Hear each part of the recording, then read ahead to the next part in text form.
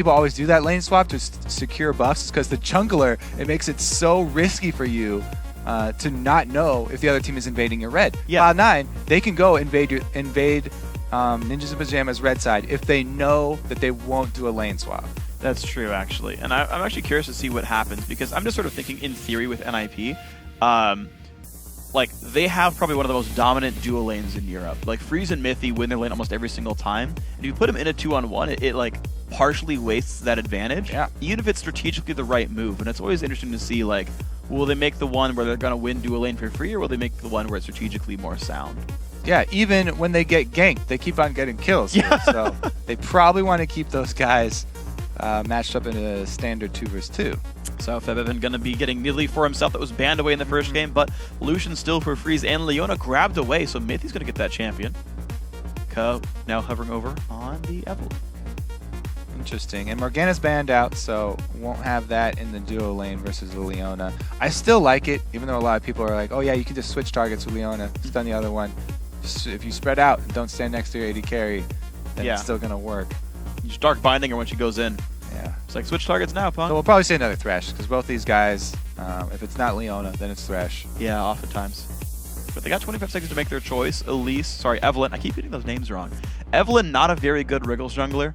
I feel like you really need the mana sustain. Yeah. So for what it's worth, if that Eve does come through, a different look here. Standard build is still really strong. As I keep saying, like Kha'Zix and Elise and Evelyn, they all still are just as strong as they were before. There was a 10% nerf on the Lizard Elder jungle item, the Spirit, but it's minimal. Yeah, it still has completely the exact same effect, and Evelyn will still go by that. She has great early game damage and great late game tankiness, so it provides a lot of threat all over the map. You have global threat basically, because they have to respect the Evelyn. They don't know where she is, and all the lanes have to play a little bit safer when they do not have any intel on her position. Well, she's going to be picked up there, the stealthy jungler here. Karma as well, picked up by C9E, which actually, for the first time, gives NIP pause with their picks. Normally they come in so quickly and they know what's going to be coming in, but with Karma, they take some time and say, okay, so Karma plus something versus Lucian, Leona in the bottom lane. Karma hover right now adds so much level 1 poke to your team. The early lanes from the Karma lanes, I feel like determine so much on if the skill shots are going to land. The empowered Q, if the first couple empowered Qs lands, then that gives you such an advantage in your lane, especially against something like Leona, where if they take a lot of harass early, then they lose all their threat. So that might be what's giving them pause. It's going to be Elise picked up for the jungle anyway, so both E junglers. I'm going to get that one wrong maybe 5 times this game. I'm going to count. Shyvana top lane for 0-0 going to be safe. Jax the counter pick here for Odwamna. And it is Sivir once again for C9E. Oh, so 0-0 does get one of his favorite champions, though. So that is a pretty big win for NIP.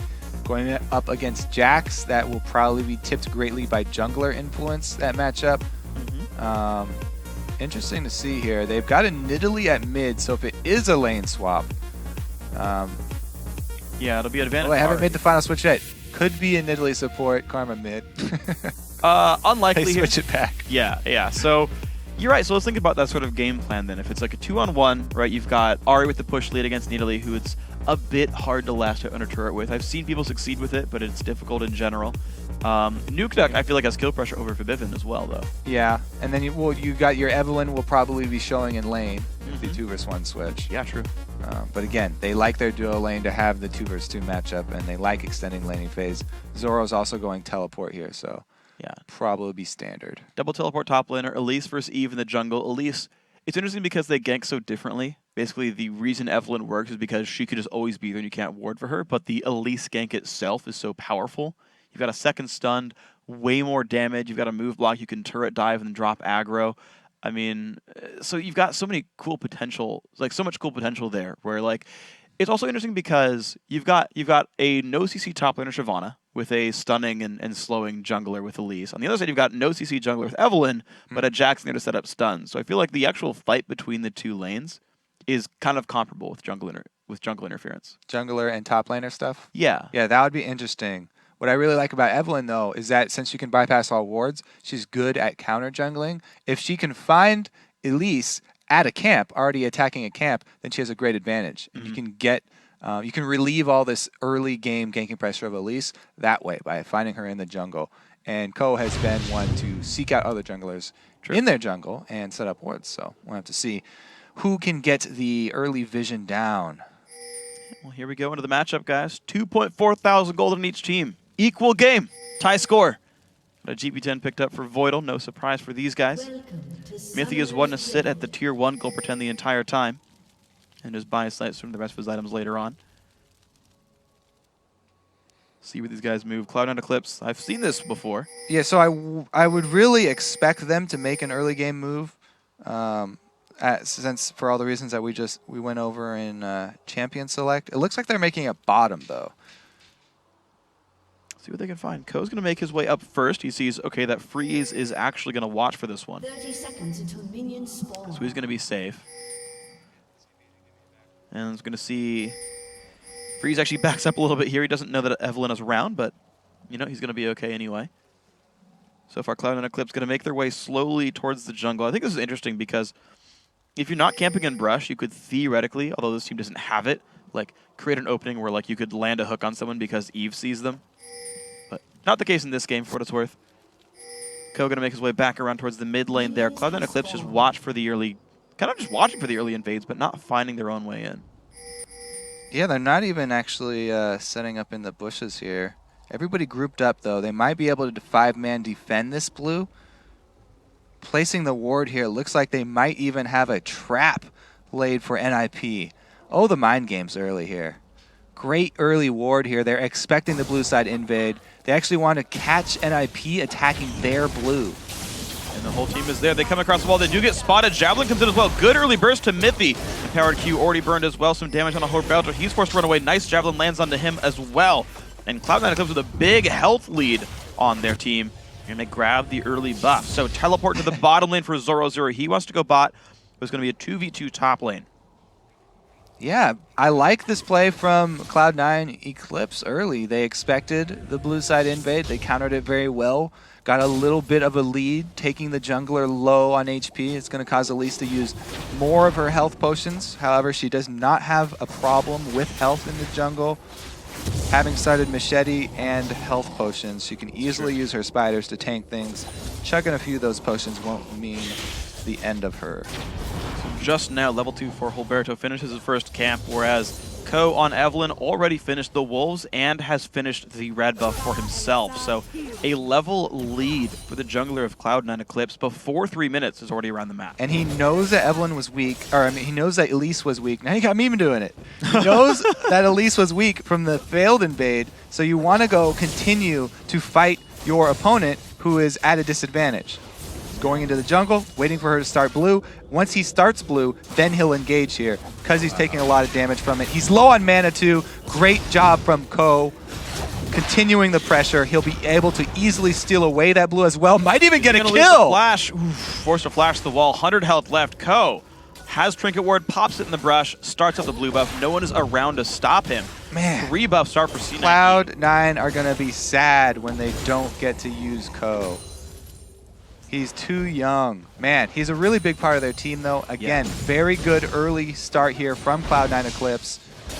Complete control of the jungle. A lot of poke landing early, too. As I said, it's all focused onto one target. They were targeting Leona, take away all of her threat. Yep. I mean, you've already got the recall as well. Like 22 to 13 in minions. Freeze now stuck, hiding underneath his turret. Cloud9 Eclipse going to freeze that for a while. And, of course, to finish your point, Ko's birthday, I believe, is in about September, so he'd be available for Worlds, but pretty much none of the summer split. If they make it into LCS, of course. Doing the counter jungle. Level 4 versus level 2. Vivian takes the last little camp right there, so no experience at all to Horbalter. He's got Boots of Speed and the Machete. That's all the jungle Elise has right now. And only a red buff. Not the fastest jungle clear. At this point, you do not leave the enemy jungle. A level 2 Elise is not a threat to you. Your lanes are winning.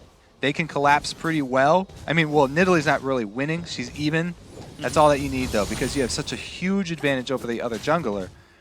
He can set up camp and continue to die all of the big minions. Make sure that this Elise stays under-leveled, does not apply any pressure early.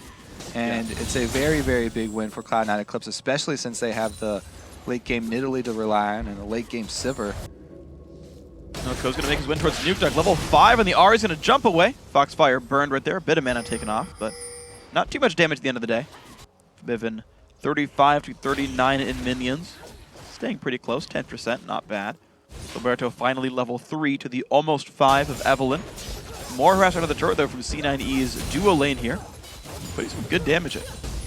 Yeah, they've been able to shove with a clear conscience because they've had complete vision of the Eclipse. So being able to take advantage of all of their AoE damage, shoving waves in, get their advantage that way.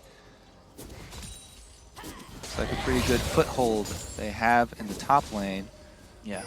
It puts Manifest is 500 gold on the scoreboard right here, but it feels like quite the start for these guys. 39 to 32 in minions for the two top laners as well, although they're of course at the bottom, but Odwamna is winning against Zoro0 and is that late game Jack. The all-in from Nuke Duck. Charm's going to get flashed by Febivin. Level 5 to 6. Nuke Duck tries the all-in, only finds so much. And you can see how quickly he backed off there. It's because he's playing against an Eve in the jungle. Like, he wasn't scared of this Nidalee who's low on mana pre-level 6. Yeah. There's no repercussions there. He needs to make his move and then get away just because there is an Evelyn on the enemy team.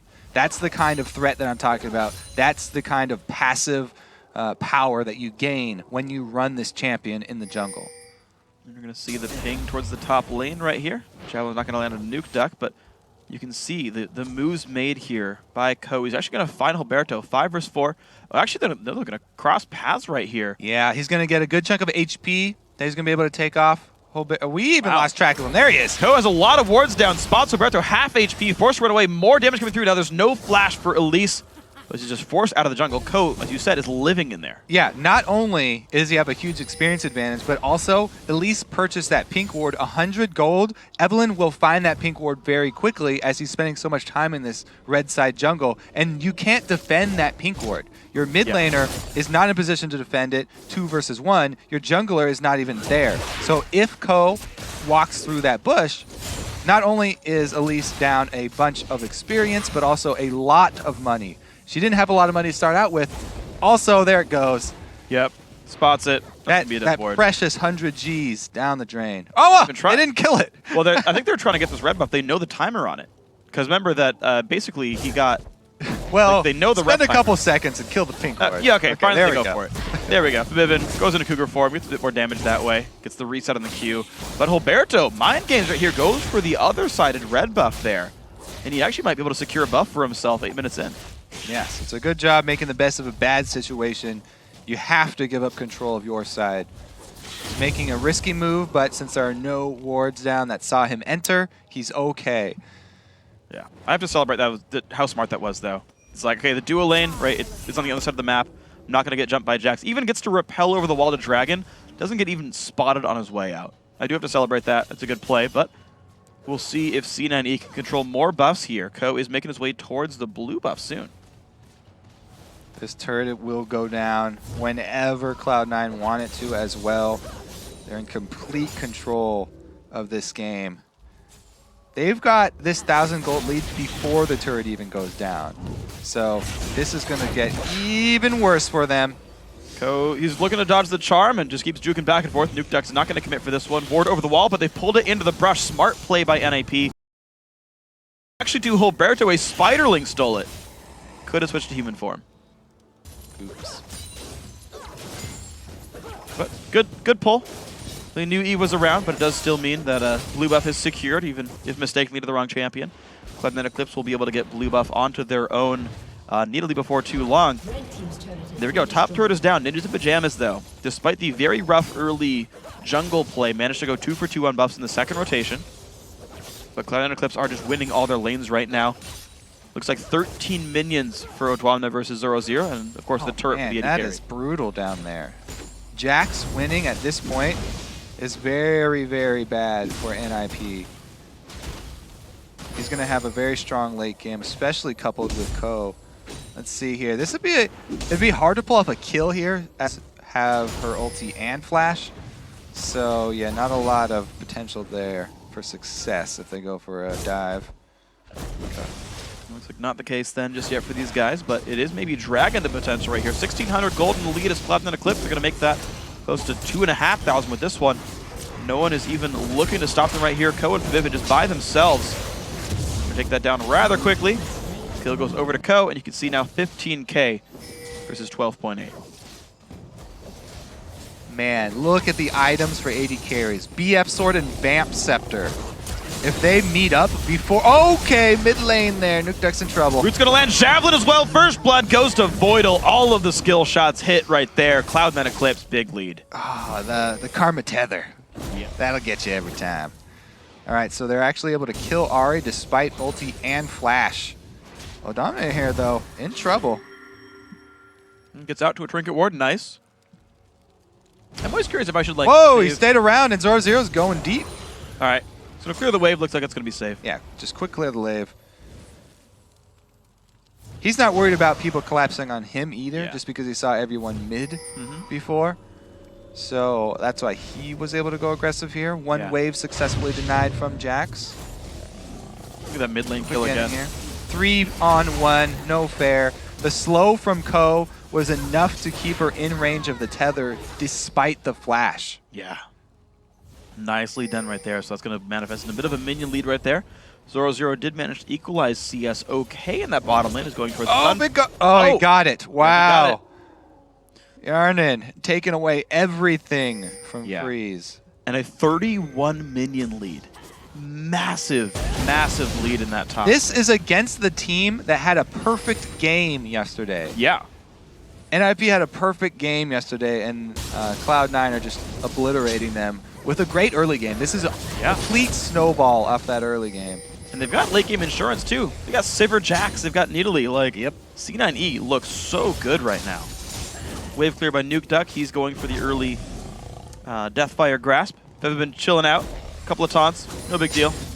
Kills off the minions. Yeah, at this point. So Nidalee starts off like very weak mid lane. Not a lot she can do. Not a lot of wave clear. Just trying to sustain there and CS. Once she gets post 6 and blue buff, she becomes a menace in the mid lane. It's so hard to shove her out.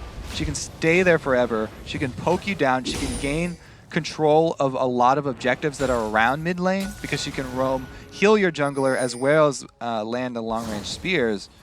So now he actually has a lot of presence in mid lane. Ko is feeling that much stronger about continuing his invade path because now he has a very prominent player who can assist him from the mid.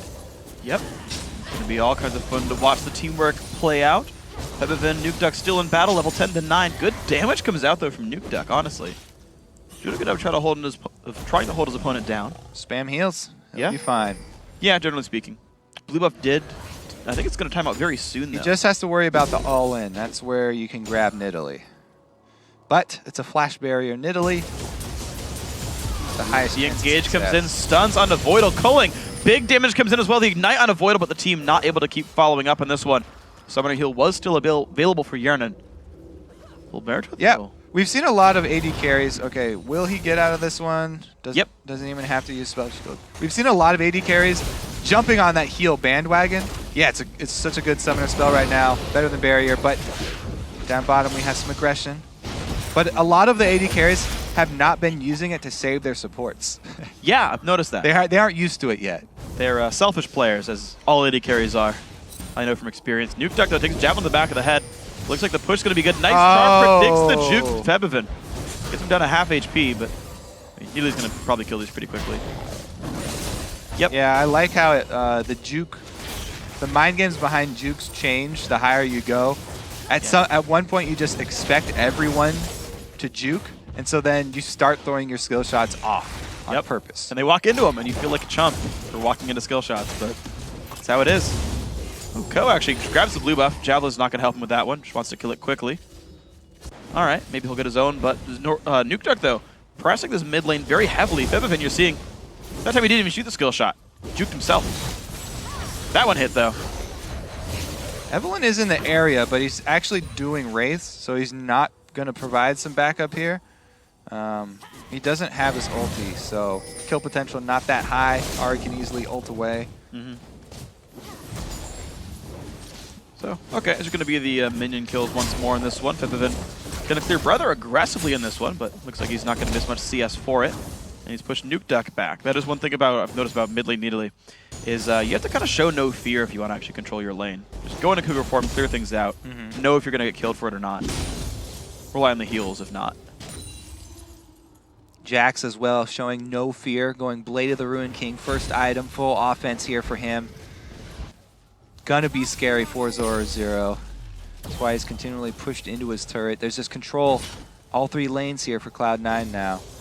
Yeah. Look, they have 2 pink wards in their own jungle for NIP. They're playing so defensively right now. They're trying to get control of their own jungle back, desperately buying some pink wards. Yeah. Those are good bushes to put them in, though. Yeah. That one at the top, by the top turret, almost nobody ever walks through that bush. If you're going to buy defensive pink ward for your jungle, that's a great place to put it. Yeah, they are very deep, though. I'm curious to see how much they're actually going to watch Ko. Because, like, right now, the general roam path, he's going to bypass. So he's going to spot it. So he went through also the little one in the river. I think okay. that one spotted him this time around. Ko just killed that ward, by the way. Ko's got the mind game. Almost. Almost. Ko does.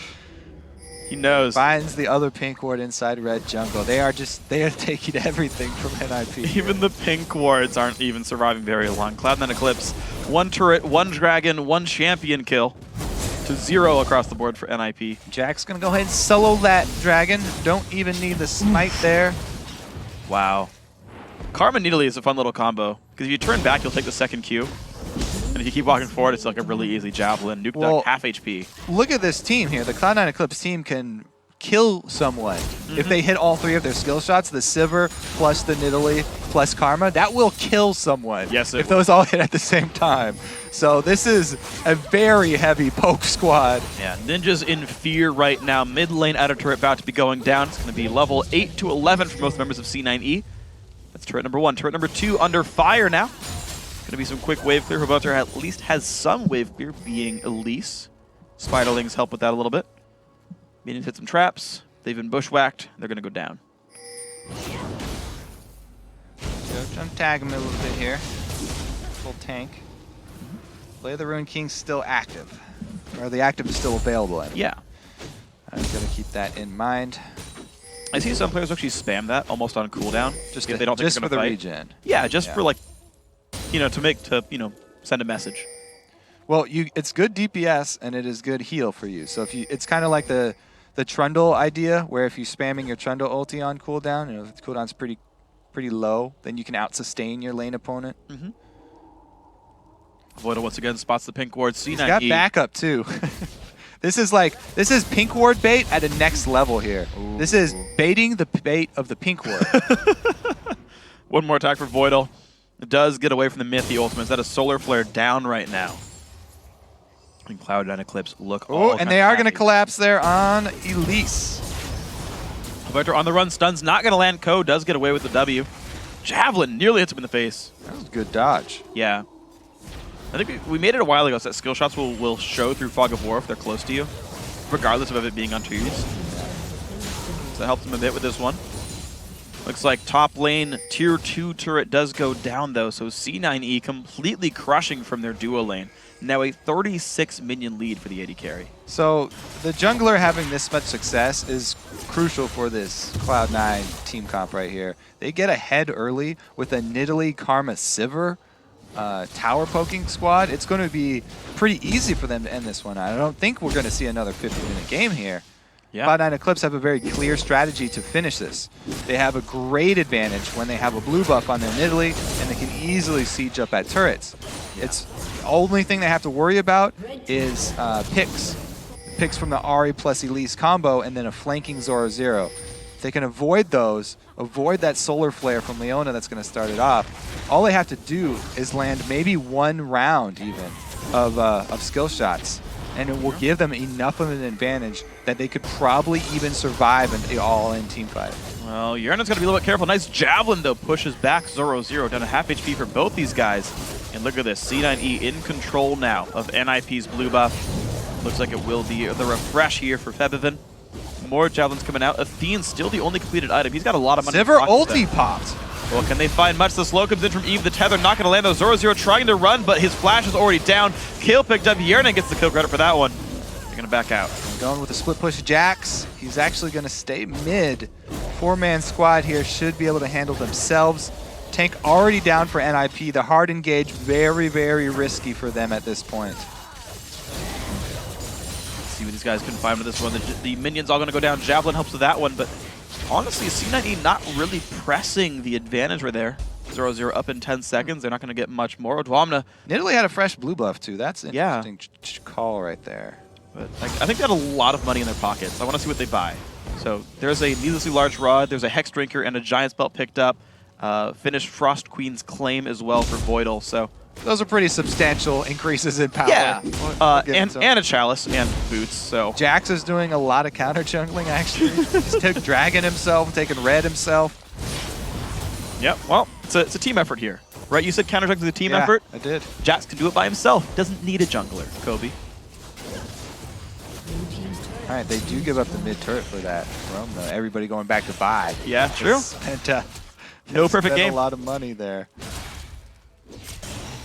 We'll see if they're going to capitalize off this one though. It's going to be most of Trinity Force there for Odwamna, plus his 2 Doran's Blades. Ko does take his own red buff here with this one. So it's both red buffs now, plus I guess both blue buffs for C9E taken right here. So the entire jungle now belongs to the blue team.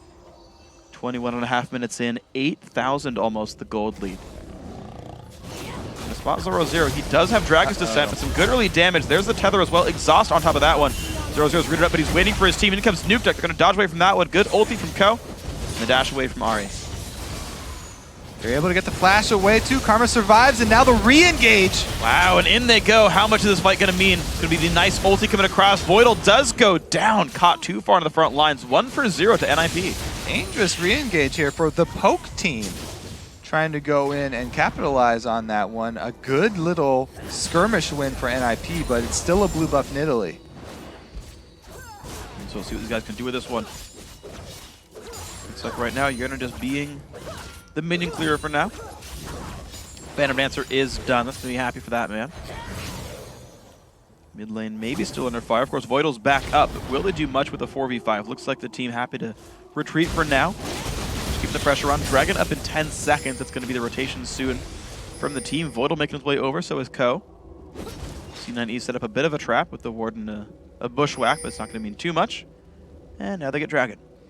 All right, so there was a little window here for NIP though. Cloud9 could get sloppy in their rotations because a little jungle skirmish results in a kill for them. It was Voidal flashing out of the charm, but then re-engaging once Sivir comes back with the move speed, and they don't have a lot of hard engage there. Oh wow, Nuke Duck just gets exploded right there. Odwamna landing the CC, landing the kill. It's a lot of times when we just flash over and somebody's dead. Yep. Spirit Rush just came up after death right there. Yarnin's still going to kill away some of these minions, but being safe, not taking any turret damage for it. Freeze trying to wave clear. Odwamna going to hold the top lane. See, he's getting massive. 211 minions right there. Would have Triforce going back to base. Ko taking a bit of pain right there. Sloppy. Trying to run away from this one. Gets blocked up again, but does get away from the Lightbringer. But no, down he goes. Mythic finds the kill credit. The fight still coming in. NIP find 2 kills so far. They're still chasing down. 0-0 in the front lines. Voidal has very few places to go. In fact, he's just going to go down into the ground right there. Double kill for Freeze. Odwamna not around to help. Cloud9 getting really sloppy here. Actually, both teams come up with picks. Nuked Up goes down, and then Cloud9 don't feel like they're threatened at all. They themselves get into a bad situation. I was talking about how clear of a path it would be for them to end the game with all this poke. They actually overextend a lot here. Teleport in from Shyvana from behind, and they cut off Ko. He's going to try and get out, but they lock him up very, very well here, even with the shield pop from his Hex Drinker. Good job from NIP. Zoro teleporting in to cut off the team. Yeah. He got so much time from the backline as well. Like, everyone, like even the Frost Queen's claim act was used to slow down Shyvana at the beginning of that fight. Was not available for the retreat, and you saw all the kills picked up. 0-0, despite having such a rough lane, having now a better impact on the game. 0-1-4. The 2-man Baron, they don't even have the Jax on it though. Jax would be a crucial part in a quick Baron for this team, since he's got Blade and Trinity Force already completed. Yeah. NIP instead, they're going to have to try to control the Baron area because C9E do have great ward control right now over it. Pink ward into the pink ward on the brush on the opposite side as well. see that might be the same game plan as before. Cloud9 Eclipse still Right. to hold on to 7,000 gold in the lead. Well, if you're NIP, you're looking to land the exact same thing. Catch somebody out. Cocoon, Charm, or Solar Flare. They're looking to tag somebody. Zenith Blade misses over the Wraith camp. So let's see, how much of it is split push, how much of it is dedicated siege, how much of it is all of the above. Febiven going to join the rest of his group here. With Vomna up in the top lane. Yeah, it should be the Jack split push and then poking from this Cloud9 team. They're doing just that. They do have a little bit of side coverage here as far as wards go. Yeah, good rotation there just to finish off the turret. Now they want to ward up all the sides around the turrets that they're pushing because they're worried about the flank. As we said, Leona ulti, Shyvana coming in from the side, Ahri even, any of these things could be disastrous. See what they find with that one. No boomerang blade damage, but in comes Febiven again. Does have the new blue buff there, stolen away from NIP's jungle. Once again, that's been controlled by Cloud9 Eclipse. In comes the culling. Good damage into Febiven, but he can always heal himself back up. You see the health bar, twice that should have been missing, but Primal Surge, and now it's all back. Looks like that last team fight sobered up Cloud9. They're returning to their game plan. We're going to have 4-man poke squad here, split push with the Jax.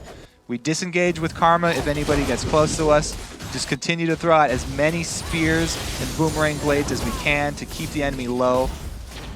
This is such a good It's actually just 3-man poke squad if they Yeah. do send it over. This time with Jax. That's a big difference. And it makes so much sense, though. Dwamna's normally missing anyway. Oh, here comes the engage. Good spell shield by Yerna. Keeps himself pretty safe. It's going to be...